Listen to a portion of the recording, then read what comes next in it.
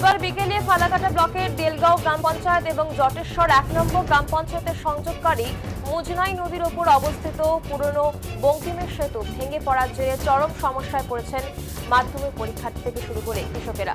সেতুটি মাঝ বরাবর ভেঙে যাওয়ায় সেখানে বালু বোঝা একটি ডাম্পার এখনও ভেসে রয়েছে। সোমবার পর্যন্ত ডাম্পারটি সরানো সম্ভব না হওয়ায় পায়ে হেঁটে পারাপারও সম্পূর্ণভাবে বন্ধ হয়ে গেছে। এলাকাবাসীদের অভিযোগ যে এই সেতুটি ছিল দুই পঞ্চায়েতের মধ্যে একমাত্র যোগাযোগের রাস্তা। সোমবার মাধ্যমিক পরীক্ষা থাকায় পরীক্ষার্থীরা বড় সমস্যায় পড়ে। সেতু অক্ষত থাকলে যেখানে মাত্র ৫ কিলোমিটার পথ পেরিয়ে পরীক্ষা কেন্দ্রে পৌঁছানো যেত, সেখানে বাধ্য হয়ে ২০ থেকে ২৫ কিলোমিটার ঘুরপথে যেতে হয়েছে।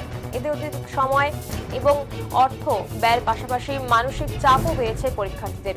গ্রামবাসীদের দাবি, প্রায় ৩০ থেকে ৩৫ বছর পুরনো এই সেতুর লোহার খুঁটিগুলি দীর্ঘদিন ধরেই ক্ষয়প্রাপ্ত অবস্থায় ছিল। বারবার প্রশাসনকে জানানো হলেও কোনো পদক্ষেপ নেওয়া হয়নি। ভারী যান চলাচল নিষিদ্ধ থাকা সত্ত্বেও তা কার্যকর না হওয়াতেই সেতুটি ভেঙে পড়েছে বলে অভিযোগ। সেতু বিপর্যয়ে কৃষকেরাও সমস্যায় পড়েছেন। কৃষি প্রধান এলাকা হওয়ায় উৎপাদিত সবজি হাটে নিয়ে যেতে পারছেন না তারা। অবিলম্বে নতুন সেতু নির্মাণের দাবি জানিয়েছেন এলাকাবাসীরা।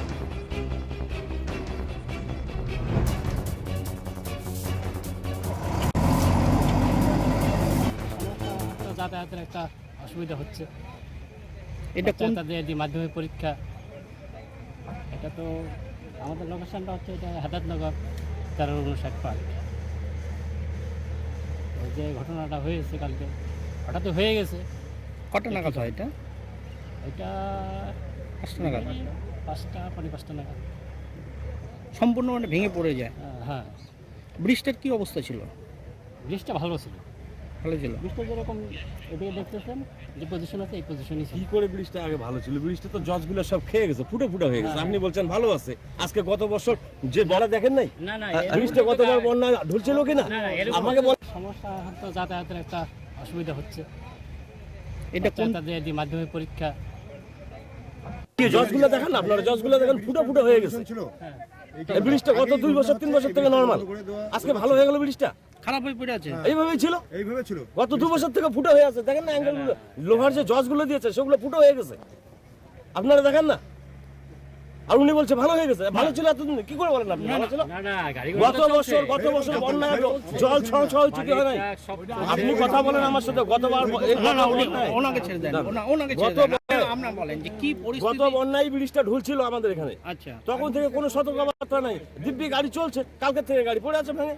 এতটুকু ব্রিজ। এটা কোন সংযোগকারী, কোন কোন রাস্তা? জটশ্বর থেকে বেলতলি ৫ মাইল যোগাযোগ একেবারে বিচ্ছিন্ন। একবারে বিচ্ছিন্ন, কালকের থেকে বিচ্ছিন্ন হয়ে আছে। প্রশাসন জানছো এই ব্রিজটা এরকম হাল? এখন এখানকার লোকাল লোক বলতে পারবে, বলছে কি না। আমরা তো জানি ব্রিজ নর্মালি গত 2 বছর থেকে ব্রিজ ঢোলে। এটা একটা পরিবহন গেলে পরে অটোমেটিক ঢোলে ব্রিজটা, এরকম খারাপ হয়ে পড়ে 2 বছর থেকে এরকম। আপনারা বলুন না, এখানে লোকাল লোক বলুক। গতবার বন্যায় ব্রিজ ছোঁয়া জল হয়েছে। আগের থেকে খারাপ ছিল, জিজ্ঞেস করুন, আগের থেকে খারাপ ছিল। আমার নাম শহীদুল ইসলাম। জজগুলো দেখেন না, আপনারা জজগুলো দেখেন ফুটে ফুটে হয়ে গেছে। গতবার যখন বন্যার সময় কিন্তু প্রায় ব্রিজের কাছাকাছি জল উঠে গেছিলো। তারপরে ব্রিজটার অবস্থা খুব আশঙ্কাজনক অবস্থায় ছিল। টুকটাক গাড়ি ঘোড়া এদিকে চলতো, গতকালকে 5:30টার দিকে এই দুর্ঘটনা এখানে ঘটে। কিন্তু এই গাড়িটার জন্যই অনেক পাবলিক কিন্তু বেঁচে গেছে, ফলে আরও বড় ধরনের এখানে ঘটনা ঘটতো। উপরওয়ালা দয়ায় এই গাড়িটার জন্য, এই গাড়িটাতে সেরকম লোড ছিল না, হালকা লোড ছিল। এই গাড়িটার জন্য সেরকম যদি লোড থাকতো, তাহলে এটা ব্রিজের উপরে উঠতেই পারতো না। আর ঘটনা হচ্ছে বাসটা হলে তো আরো বিপজ্জনক ঘটনা ঘটতো। এখান থেকে বাস চলাচল করে? হ্যাঁ, বাসও যায় তো এখান থেকে। সব ধরনের বাস চলাচল করে। কোন কোন রুটে? স্কুলের বাস, তারপরে আরো অন্য বাস। যখন হচ্ছে ওই রাস্তাটা বন্ধ থাকে, তখন এই রাস্তা দিয়েই হচ্ছে বাসটা চলে। মাদারি থেকে এদিকে জটেশ্বর হয়ে বীরপাড়া হয়ে অনেক বাস হচ্ছে এদিকে মাদারি থেকে আপনার 5 মাইল হয়ে জটেশ্বর হয়ে ফালাকাটা দিয়ে যেত কুচবিহার।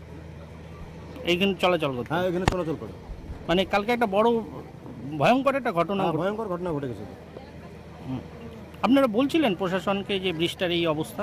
না, এর আগে তো আমরা বলছিলাম, কিন্তু ঘটনা হচ্ছে কি বলবেন এখন। তারপরে আমাদের এখানে যে এমএলএ আছে, আজকে ধরেন এই যে 4-5 বছর হয়ে গেছে, উনি কোনো খোঁজ খবর নেই। আজকে আসছে লোককে সান্ত্বনা দেওয়ার জন্য। উনি আমাদের এখানকার প্রতিনিধি, তো আমরাই তো ভোট দিয়ে ওনাকে জিতাইছি। তো ভালো মন্দ দেখার তো অধিকার আছে ওনার। উনি এতদিন কোনোদিনও আসে নাই। 5 বছর এখানে পাবলিক আছে বলুক, এরা এই 5 বছরের মধ্যে কোনোদিন উনি আসেনি। আজকে ব্রিজ ভাঙছে, এখন আজকে আসছে লোককে দেখানোর জন্য। এই হচ্ছে ঘটনা। আপনার নাম? আমার নাম হচ্ছে তোফাজ্জল হোসেন, জটেশ্বর 1 নম্বর অঞ্চলে বাড়ি আমার।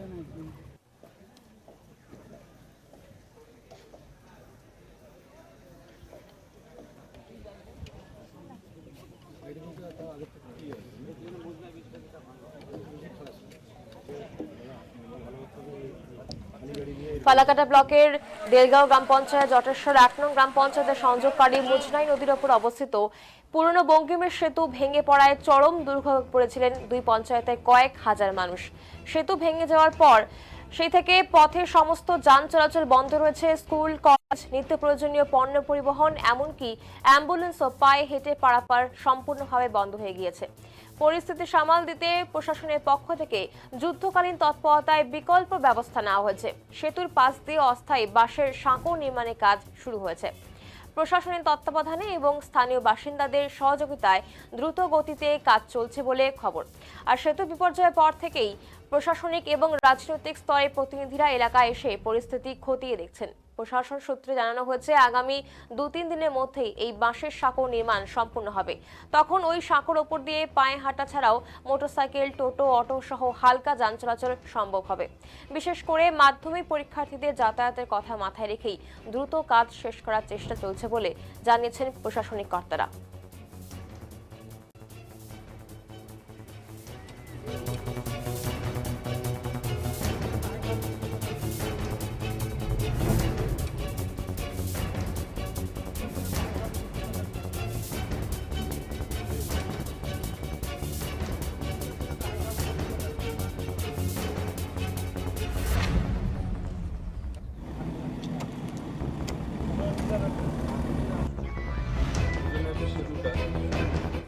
হঠাৎই রাত্রিবেলা এটা ঘটনাটা ঘটে।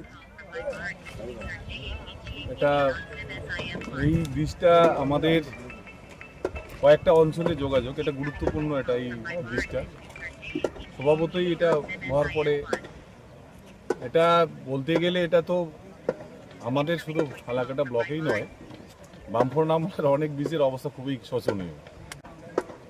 এবং এর আগেও ব্রিজ ভেঙে গেছে, সেটা আমরা নতুন করে দিয়েছি, আমাদের সরকার করেছে।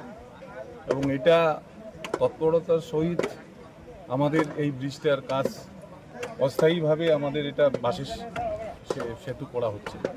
এবং এটা আপাতত বর্ষার মুহূর্তে আরও যাতে কালভার্ট এবং আমাদের হিমপ্যাপ যে করা যায় সেটা আমাদের দেখছি। আমাদের পিডব্লিউডি এবং এসআরডির আমাদের আধিকারিক, আমাদের ইঞ্জিনিয়ার আসছেন। আমাদের প্রশাসনিক কালকে রাত্রি থেকেই ফালাকাটা প্রশাসনিক আইসি থেকে শুরু করে বিডিও এবং আমাদের এখানকার কর্মাধ্যক্ষরা, অঞ্চল প্রধান সবাই যোগাযোগ আছে, আমরাও আসছি। এবং এটা অতি সত্বর ব্রিজটা হওয়ার জন্য তাড়াতাড়ি আমরা চিন্তাভাবনা করছি।